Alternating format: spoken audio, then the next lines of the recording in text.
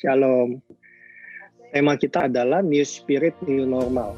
Nah, sebelum kita masuk lebih dalam, saya mau ajak teman-teman kita buka pola pikirnya dulu nih. Ya. Jadi kalau kita bicara tentang New Spirit, New Normal, itu biasanya bicara tentang perubahan. Nah, tapi kenapa sih kita harus mengalami perubahan? Atau mengapa kita harus melakukan perubahan? Itu kata kerja ya teman-teman. Satu kata yang saya mau pakai, kata dari bahasa Inggris, yaitu adalah disruption.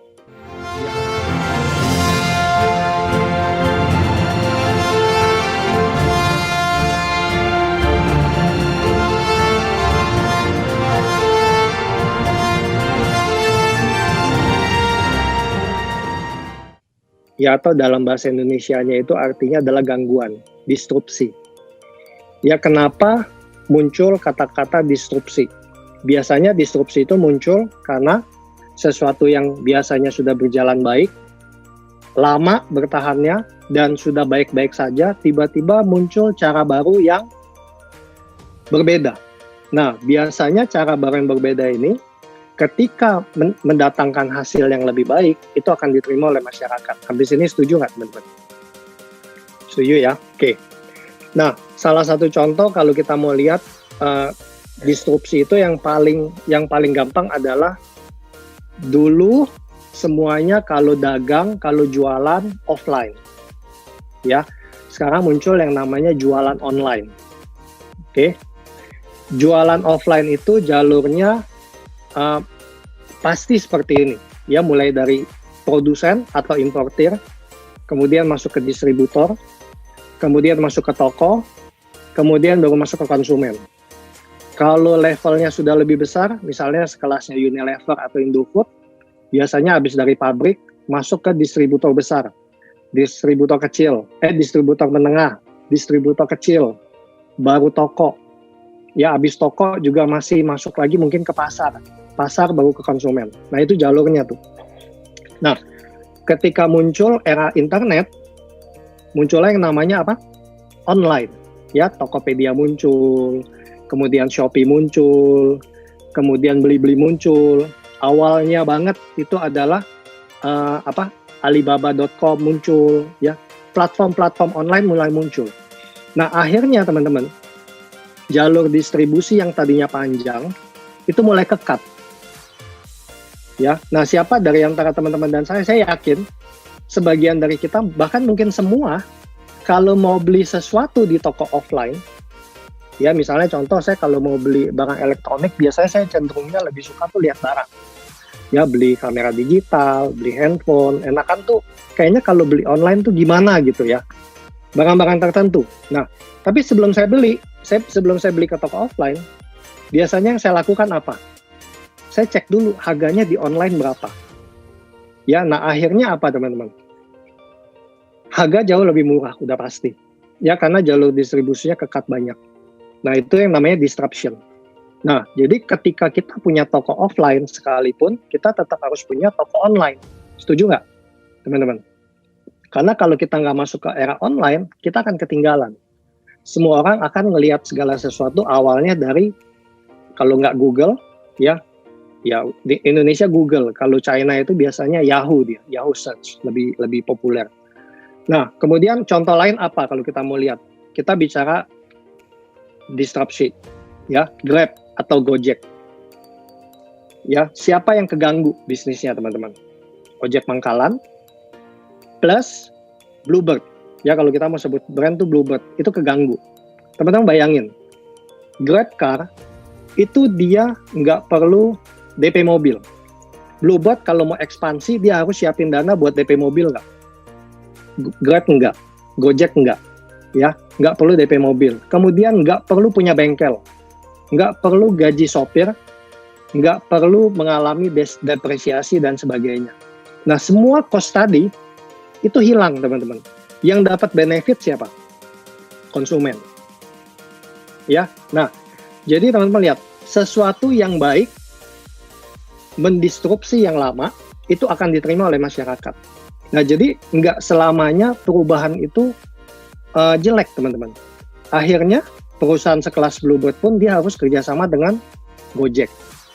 Ya, dia harus kerjasama dengan banyak platform-platform online supaya bisa hidup juga. Ya, nah jadi teman-teman, betapa pentingnya kita sadari ketika sesuatu itu nggak berjalan dengan baik atau ada satu konsep baru yang lebih baik, kita harus mau untuk berubah. Ya, nah salah satu contoh nih, tadi teman-teman sebelum kita mulai ada yang cerita-cerita. Ada yang skripsi online, ada yang masih skripsi offline.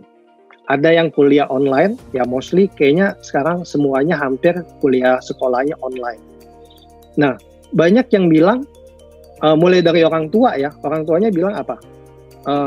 Jadi lebih capek, kemudian anak-anaknya juga kok jadi tambah banyak tugas, kemudian kayaknya nggak maksimal dapatnya. Tadi ada yang perhotelan juga bilang, gue kayak rugi nih. Perhotelan itu kan, ya saya setuju sih, istri saya juga perhotelan, dia di STP Trisakti. Dia dulu ada kuliah, dia ini benar-benar magang di hotel. Nah, which is good kan, itu pengalamannya priceless. Nah, memang ini satu satu kekurangan, kalau kita lihat kelihatan seperti kekurangan, tapi sebenarnya kita harus bisa adaptasi, teman-teman. Ya, kita harus mau untuk melakukan yang namanya menerima disrupsi tadi supaya kita bisa menjadi lebih baik. Ya, teman-teman. Nah, sama halnya juga di dalam hidup kita. Nah, kalau kita lihat nih kondisi saat ini, disrupsi itu sudah terjadi di mana-mana. Nggak cuma yang sekolah, nggak cuma yang kuliah. Ya, saya punya teman kerja di Metro Data. Saya nggak tahu teman-teman di sini ada yang tahu atau enggak. Kalau salah, tolong saya dikoreksi. Tapi setahu saya sekarang dia full kerja di rumah. Metro Data dia sewa office di Central Park itu nggak murah. Dia sewa berapa lantai. Sekarang full semuanya hanya untuk meeting point. Semua staffnya kerja di rumah. Teman-teman lihat, terdisrupsi. Tapi mereka harus bisa mengikuti. Ya, kemudian apalagi tour and travel juga sangat berdampak. Ya, sekarang kalau teman-teman tahu, salah satu yang dilakukan oleh industri travel adalah mereka bikin yang namanya virtual tour. Nah, ini bentuk adaptasi.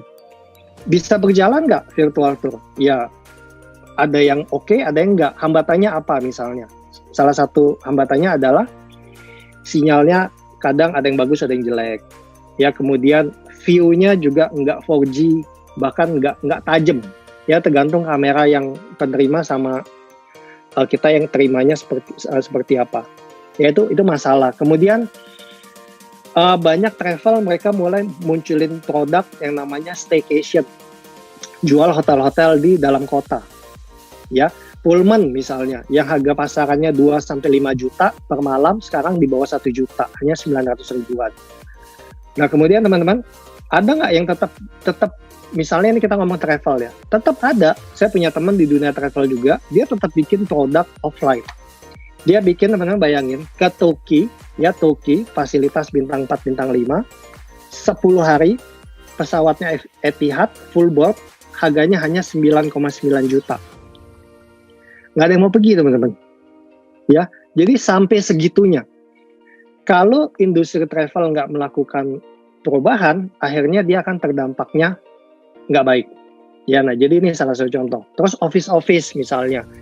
Sekarang di office tuh ada standarnya banyak banget. Ya, saya punya office di kantor, itu kita didatangin Satpol PP, ditempelin teguran pertama.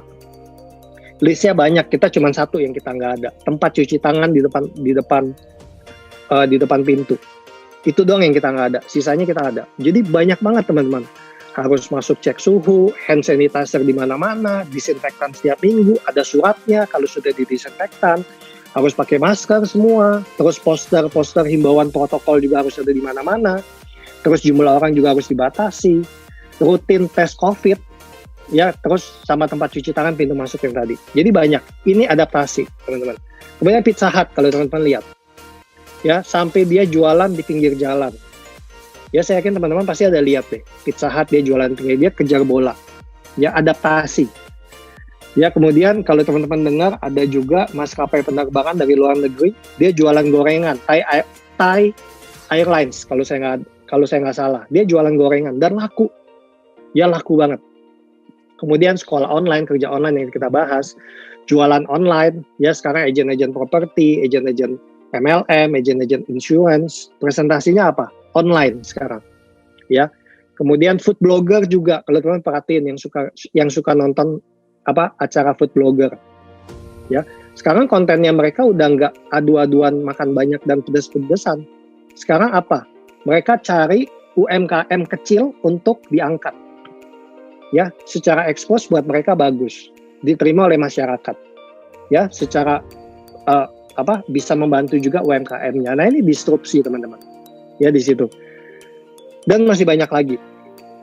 Ya, masih banyak lagi. Nah, jadi ini tadi saya cuma mau ajak teman-teman untuk kita coba buka paradigma. Kalau saat ini kita nggak bisa menyalahkan situasi, kita nggak bisa menyalahkan keadaan dengan apa yang saat ini kita hadapi.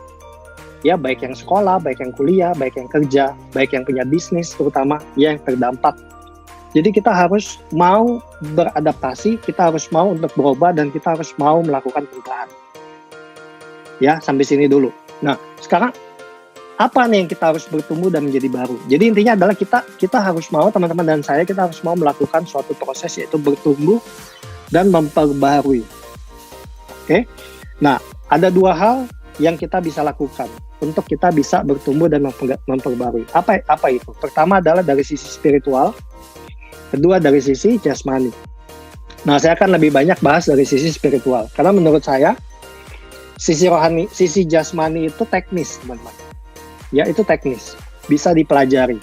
Tapi kalau kita punya fondasi yang kuat dari sisi spiritual, sisi jasmaninya itu gampang. Ya, banyak deh ayatnya. Matius 6 ayat 33, dahulukan kerajaan Allah dan segala kebenarannya, maka segala sesuatu akan ditambahkan. Tuhan itu nggak pernah, tangan Tuhan nggak kurang panjang teman-teman untuk tolong kita. Nah, tapi relasi kita dengan Tuhan bagaimana? Dalam sisi kehidupan rohani, pertumbuhan adalah suatu proses untuk menjalani kehidupan, untuk mencapai satu tujuan. Nah, jadi tujuan teman-teman dan saya adalah persekutuan dengan Allah. Ya, teman-teman yang sudah pernah ikut retret hidup baru dalam roh sudah tahu. Ya, kita ini ujung-ujungnya adalah harus hidup bersekutu dengan Allah, menjadi serupa dan segambar seperti Kristus. Ya, sesi ke-7 tuh. Diubah seperti Kristus. Nah, prosesnya berapa lama? Seumur hidup. Nah, jadi pertanyaan pertama adalah mengapa sih teman-teman dan saya kita harus bertumbuh secara spiritual? Ya, kita lihat di 1 Yohanes 2, teman-teman catat aja nanti saya bacain. 1 Yohanes 2 ayat 15 sampai 16. 1 Yohanes 2 ayat 15 sampai 16. Janganlah kamu mengasihi dunia. Jadi ini kita baca ayat ini, kita mau tahu nih, kenapa sih kita harus bertumbuh secara spiritual? Ini yang paling fondasi pertama tadi yang saya bahas. Janganlah kamu mengasihi dunia dan apa yang ada di dalamnya. Jikalau orang mengasihi dunia, maka kasih akan Bapa tidak ada di dalam orang itu. Sebab semua yang ada di dalam dunia, yaitu keinginan daging dan keinginan mata serta keangkuhan hidup, bukanlah berasal dari Bapa, melainkan dari dunia. Nah, di sini kita lihat teman-teman. Dunia saat ini, tempat kita berada, itu nilai-nilainya sudah sangat berlawanan dengan nilai-nilai Kristus. Ya. Nilai-nilai kekristenan sudah bertolak belakang. Ya. Yang lebih ditonjolkan apa? Kenikmatan daging, cinta akan uang, kenikmatan mata, kesombongan, tipu daya, perpecahan, perperangan dan sebagainya. Ya. Kita lihat di mana-mana mayoritas semuanya negatif. Ya, nah, ini dunia teman-teman. Nah, jadi untuk kita bisa bertahan, kan kita hidup di dunia nih. Supaya kita bisa bertahan, supaya kita mencapai tujuan akhirnya kita yang tadi yaitu apa? Persekutuan dengan Allah dan diubah menjadi serupa dan segambar seperti Kristus, kita harus terus memperbaharui kehidupan rohani kita setiap hari. Karena kenapa? Balik lagi, tadi teman-teman yang sudah pernah ikut retret hidup baru dalam Roh Kudus, di sesi 7 diajarin benar-benar kalau proses pertumbuhan dan perubahan kita itu nggak kayak kuliah. Oh 4 semester cukup, oh 7 semester cukup, oh 7 sesi cukup. Enggak, tapi seumur hidup. Nah makanya, kenapa? Karena hidup kita ini up and down teman-teman. Teman-teman lagi kuliah ngalamin up and down, lagi masuk kerja awal up and down, sudah kerja 5 tahun up and down, sudah kerja 10 tahun up and down, sudah kerja 30 tahun pun up and down, yakin. Nah makanya kita perlu terus bertumbuh. Ya kuncinya di situ. Nah terus Contohnya apa teman-teman? Misalnya teman-teman, ini contoh. Kalau kita lari di mesin treadmill, kalau kita diam kita akan jatuh. Namanya kita harus tetap jalan. Ya ngikutin, tergantung speednya berapa. Speednya untuk jalan, kita harus jalan sesuai speednya. Kalau speednya udah levelnya kita harus lari, kita harus lari. Kalau kita berhenti, kita akan jatuh. Nah, sama halnya dengan pertumbuhan rohani kita, pertumbuhan spiritual teman-teman dan saya. Kita nggak bisa yang namanya suam-suam kuku. Kita nggak bisa lagi dapat berkat banyak, kita rajin PD. Atau kita nggak bisa pas lagi happy, pas lagi senang, kita ikut PD. Atau yang ada yang sebagian malah kebalikannya. Lagi happy, lagi senang, lagi cuan banyak, ya mungkin ada yang main saham cuan banyak kemarin November, Desember, lupa doa. Tapi giliran lagi kesulitan uang, deket banget sama Tuhan. Nah ini, jadi kita harus terus-menerus teman-teman. Continue, kayak kita naik treadmill, nggak bisa stop. Ya, jadi kalau kita stop, kita akan jatuh. Nah sekarang, itu tadi adalah kenapa. Ya, jadi kuncinya adalah kita harus terus melakukan perubahan supaya kita bisa menang terhadap dunia ini. Nah, kemudian bagaimana caranya supaya teman-teman dan saya kita bisa bertumbuh secara rohani? Ya, di sini saya ada catat 4 hal. Ya, sebenarnya ada banyak sih. Saya cuma catat 4. Yang saya mau tekankan cuma 4. Pertama adalah kitab suci. Oke. Kitab suci adalah sabda Allah sendiri yang dinyatakan dalam bahasa manusia. Ya, saya ulangi. Kitab suci adalah sabda Allah yang dinyatakan dalam bahasa manusia. Di dalamnya, teman-teman dan saya, kita mengetahui rencana keselamatan Allah, kasih Allah, keadilan Allah, dan hubungan Allah dengan manusia. Nah, makanya teman-teman mungkin udah pernah dapat bahan tentang kitab suci ya. Ada istilah gini, nggak kenal maka nggak sayang. Gimana kita bisa mencintai Kristus, gimana kita bisa mau mengikuti maunya Kristus kalau kita sendiri nggak tahu apa yang Tuhan mau di dalam hidup kita. Nah, ya di dalam kitab suci teman-teman, sabda Allah yang dinyatakan dalam bahasa manusia. Nah, kemudian yang kedua, yang pertama adalah kitab suci, kedua adalah doa. Doa adalah nafas dari kehidupan rohani kita. Ya, sama seperti kita tidak bisa hidup tanpa nafas, maka tanpa doa kita tidak dapat bertumbuh.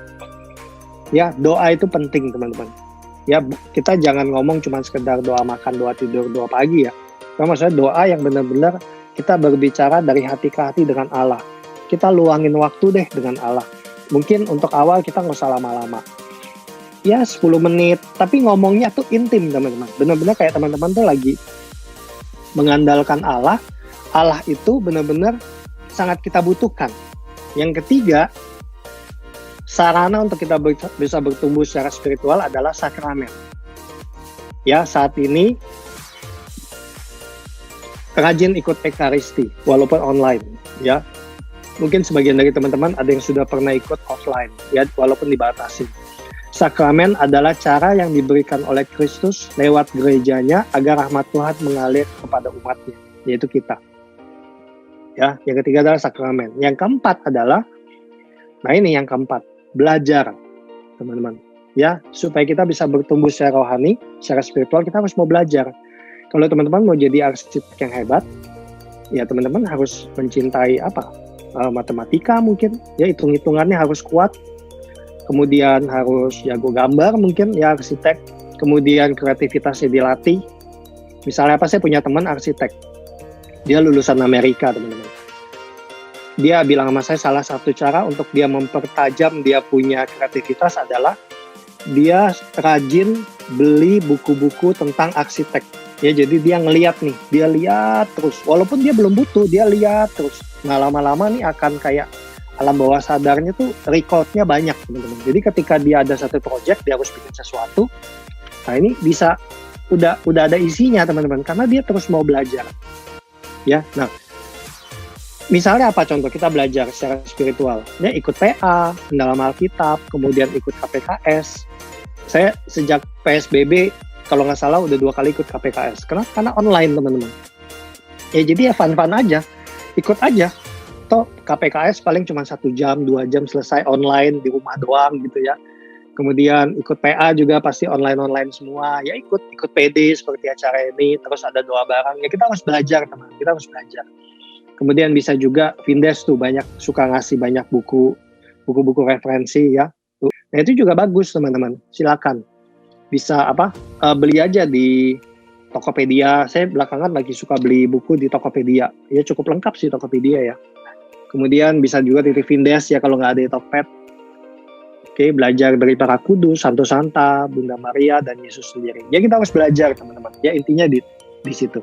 Nah, setelah kita melakukan proses pertumbuhan tadi, ya dengan cara apa? Rajin baca kitab suci, doa intim dengan Tuhan, sakramen-sakramen kita hidupkan, terus kita belajar.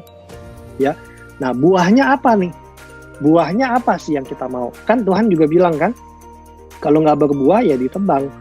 Kita percuma teman-teman, hari demi hari kita cuma belajar, kita rajin baca kitab suci, kita cuma bertumbuh, ya, tapi nggak ada buah yang kita hasilkan, itu sia-sia.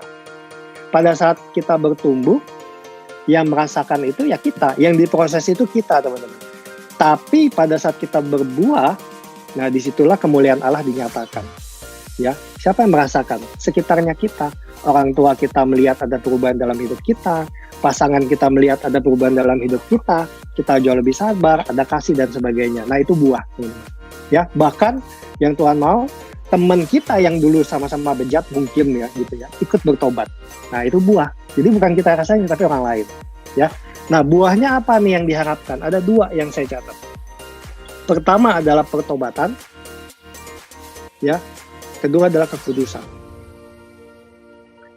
Ya, kita bahas pertama pertobatan. Semakin seseorang mempunyai hubungan yang erat dengan Tuhan, maka dia akan menyadari akan kelemahan dan kekurangannya. Nah, jadi teman-teman, untuk kita mau bertobat, kita butuh yang namanya kerendahan hati. Ya, kita harus bisa menempatkan Allah di atas segalanya. Ya, balik lagi. Ketika kita merasa cuan kita udah gede, kita udah merasa agak, bisa lah gue nyari duit, akhirnya jam doa kita mulai berkurang, relasi kita dengan Tuhan mulai mundur. Nah itu artinya masih ada kesombongan. Ya, pertobatan itu harus dilakukan sungguh-sungguh teman-teman. Ya nggak boleh setengah-setengah. Itu buah yang diharapkan yang pertama. Kedua adalah kekudusan. Ya kita harus menyadari betapa besar kasih Allah di dalam hidup kita. Nah bentuk kekudusan itu kita nggak bicara dari sisi seksual teman-teman. Ya iya seksual iya. Ya misalnya apa, pornografi, ya kemudian masturbasi. Nah cuman ternyata yang tadinya mulutnya comberan, ya ngomongnya nggak enak, pedes gitu ya, kita bisa lebih jaga mulut. Kalau kita bisa jaga mulut, artinya hati kita jaga. Ya kita jaga hati, jaga mulut. Nah itu salah satu bentuk kekudusan loh teman-teman. Ya mulut kita yang tadinya dikatain, mulut lu comberan banget sih gitu ya. Comberan kan bau dan kotor ya. Nah ini sekarang, kok jadi lemah lembut gitu ya. Nah ini ada kekudusan. Terus kemudian apa? Lebih sabar teman-teman. Lebih mengasihi keluarga dan sesama, lemah lembut ya dan sebagainya.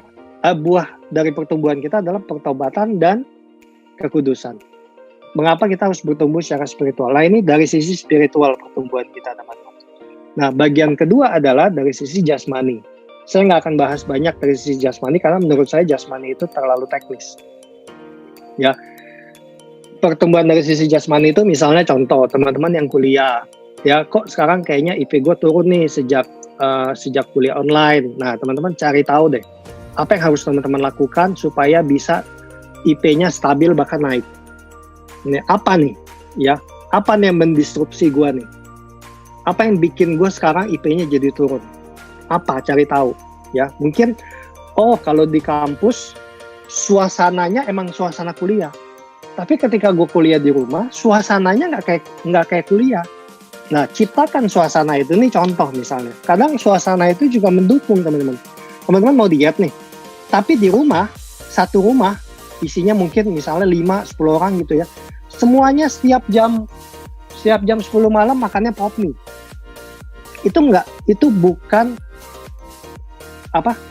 kita harus menciptakan suasana untuk kita bisa diet teman-teman. Nah itu contoh. Jadi itu mungkin salah satu solusi. Terus kemudian bisnis. Mungkin teman-teman ada yang bisnisnya tour and travel. Nah tour and travel mah susah deh. Mau gimana? Kita mau gimana juga susah. Mau jualan online juga ya begitu teman-teman.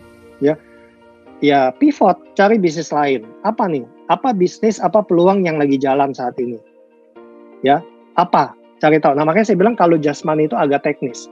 Saya waktu itu pernah bawa di teman-teman boleh lihat di IGTV-nya YCCR. IGTV-nya YCCR itu tanggal 18 Desember 2020.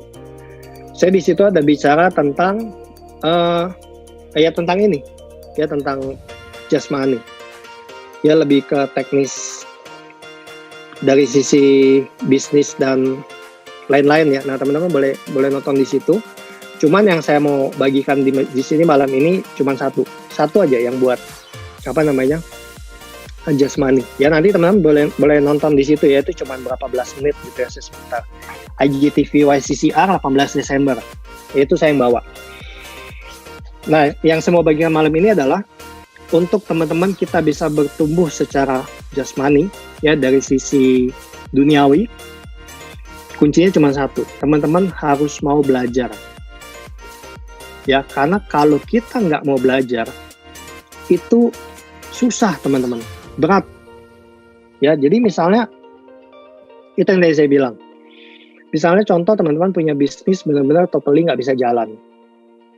Ya kan harus, ya mungkin misalnya 15 tahun di dunia tour and travel, sehari-hari belajarnya tour and travel, tiba-tiba harus jualan frozen food misalnya. Nah, kan harus pelajari nih produknya tahan berapa lama, pengirimannya harus pakai apa, ya atau misalnya teman-teman punya modal nggak tahu mau bisnis apa, misalnya bisnisnya juga lagi nggak jalan, oh kayaknya pasar saham bagus nih, ya makanya ada istilahnya angkatan COVID katanya, banyak angkatan COVID masuk di saham, termasuk saya. Saya masuk pasar saham tuh pertama kali di Agustus 2020. Saya juga belajar dari nol. Saya beli buku saham banyak banget. Terus saya setiap malam dengerin YouTube tentang saham. Karena saya nggak mau kehilangan uang saya di situ. Saya harus belajar. Ya lumayan dari Agustus sampai Januari kemarin, modal saya sudah 120%. Ya kan kemarin bullishnya luar biasa tuh saham. Ya orang bego aja bisa untung di saham katanya waktu itu. Nah, cuman ternyata psikologis juga harus dilatih. Nah, makanya harus banyak belajar, harus banyak lihat. Nah, itu hal seperti itu harus dipelajari teman-teman. Ya, terus misalnya teman-teman mau bisnis ya atau buka usaha kecil-kecilan misalnya. Nah, lihat dulu usahanya apa. Jangan sampai teman-teman justru buka usaha yang terdampak oleh COVID. Gitu misalnya buka sewa tempat, buka tempat makan. Nah, menurut saya agak kurang bijak untuk saat ini. Lebih baik apa? Ya udah di rumah aja, tapi jualannya online. Kan sekarang platform online banyak banget. Tokped lah, Shopee lah, Gojek, GoFood, GrabFood. Ya, terus ada lagi yang baru nih saya ditawarin juga. Kulina. Ya, Kulina tuh baru juga mirip GoFood ya. Nah, itu semuanya dimasukin. Hemat biaya. Terus ya menurut saya lebih doable untuk saat-saat seperti ini. Nah, itu jadi pelajari teman-teman. Jangan malas. Ada teman saya gitu. Dia buka lemon juice gitu ya. Tapi dia nggak ada di online teman-teman. Nggak ada di online. Investnya cukup gede dia. Dia sewa satu ruko buat produksi. Dia mainnya online. Dia cuman kencangnya di Shopee satu. Sisanya nggak ada. Nah, saya bilang kenapa lu nggak buka di Gojek sama di Grab sekalian? Males gua bro, ginian nih bukan gua banget. Dibilang gitu. Ya dia orang accounting, hitung-hitungannya jago teman-teman. Nah tapi menurut saya sebagai pengusaha kalau kita mau survive di saat seperti ini kita harus mau melakukan PR-nya kita harus dikerjain teman-teman. Ya udah, memang saya buat Biru Donat Coffee itu buka Grab setengah tahun baru di-approve. Ini aja belum beres-beres nih. GoFood 3-4 bulan. Urusnya banyak banget, harus foto di depan, udah foto masih salah, kemudian ditelepon, disurvei, ya itu PR. Nah, jadi kita harus lakukan tugas kita, teman-teman. Kita harus mau belajar, kita harus do something. Jangan cuma sekedar menyalahkan keadaan, atau yang mungkin sebagian ngalir. Ya gue ngalir aja lah, nanti kemana? Ya saya juga udah pernah bilang, kalau kita hidup ngalir itu, hidup kita ke bawah. Karena air itu mengalir dari atas ke bawah, bukan dari bawah ke atas. Nah, jadi teman-teman, untuk bertumbuh secara jasmani, kuncinya cuma satu. Teman-teman harus mau belajar. Ya, belajar deh, apapun dipelajari pokoknya. Lihat peluangnya, belajar. Ya, jangan setengah-setengah. Hasilnya juga akan nggak bohong, teman-teman. Hasil itu nggak akan ngebohongin. Ketika teman-teman expert belajar, ya bikin salah nggak apa-apa, it's okay. Saya juga lagi pelajari tentang cryptocurrency sekarang, Bitcoin misalnya. Sekarang lagi naik gila-gilaan. Nah, setiap malam ya saya cari info tentang Bitcoin, tentang cryptocurrency. Tapi setelah saya pelajari, ternyata nggak ada tuh source di Indonesia yang bagus untuk bahas tentang cryptocurrency. Kalau saham Pegas gitu ya, yang pom-pom tuh Kaisang. Kalau Bitcoin, yang pom-pom si Elon Musk. Nah, kelasnya kan beda. Nah, berarti kan ada something nih dengan Bitcoin. Ada apa nih? Sampai Elon Musk, orang nomor 1 paling kaya di dunia, dia melihat Bitcoin sebagai sesuatu yang luar biasa. Nah, cuman kita nggak bisa sekedar cuman ikut-ikutan. Nah, makanya harus belajar, teman-teman. Pelajari apa itu Bitcoin, pelajari apa itu cryptocurrency. Nah, sama kayak kita mau buka usaha apa, kita mau coba jual jasa apa. Jangan cuma sekedar ikut-ikutan, dia enak ya jualan seminar satu orang 200.000, yang daftar 5.000, gila gue hitung udah mau 1M misalnya gitu. Nah, tapi dia kerjaan PR-nya, teman-teman. Untuk bisa dapetin orang daftar 1.000 orang, 5.000 orang, sekali dia bikin seminar, itu PR-nya banyak, teman-teman. Kita nggak bisa cuma sekedar ikut-ikutan. Nah, PR-nya kita harus kerjain. Caranya gimana? Ya belajar. Harus belajar, coba. Belajar, coba. Belajar, coba. Gitu. Nah, jadi jangan pernah jemu-jemu untuk kita lakukan yang namanya perubahan.